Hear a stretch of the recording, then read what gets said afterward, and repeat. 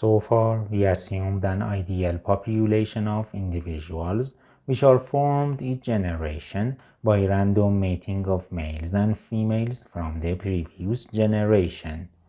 We considered that males and females contribute equally to the genes in the next generation, and the number of offspring is the same for each individual. This may not always be the case, although the effect of unequal male and female contribution is minor in human populations. Also, we considered the population size constant from generation to generation. This may not be true in practice either. Natural populations, in particular, are subject to large changes in population size because of changes in environmental conditions. I am Dr. Muhammad Sahib Honar, and I am going to introduce the very useful concept of effective population size. In this video, we will discuss what happens to the ideal population if there are more females than males.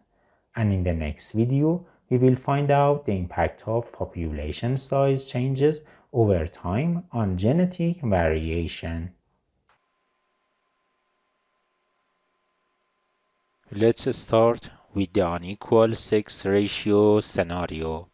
Consider 20 subpopulations, each of them randomly mated for 50 generations.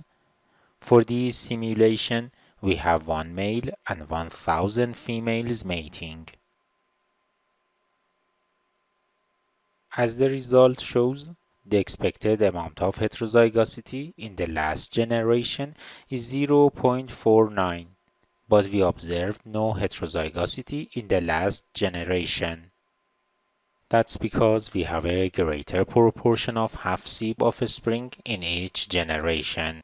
This should increase the frequency of identical genes, therefore the heterozygosity decreased and the homozygosity increased. So there must be a correction for the unequal number of males and females.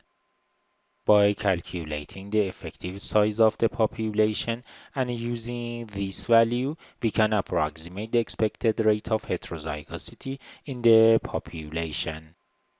Even though the actual population size is 1001, the unequal sex ratio makes the effective size much smaller. Here we calculated the harmonic mean, which represents the effective number of each sex. The peculiarity of the harmonic mean is that smaller values are of greater importance in determining the outcome than larger values. So the number of individuals of the less numerous sex is more important in determining the heterozygosity than the number of more numerous.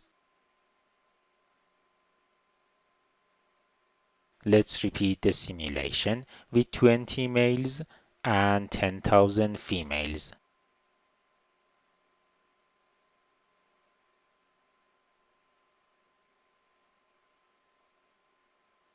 For this simulation, the effective population size is around 80. This means that the amount of genetic drift expected from a population that has 20 males and 10,000 females is the same as a population that has 80 individuals. Let's consider another scenario that the two sexes are equally frequent. When the genetic contribution of males and females is equal, the census and effective population size are similar. Next, we will discuss the case of changing population size.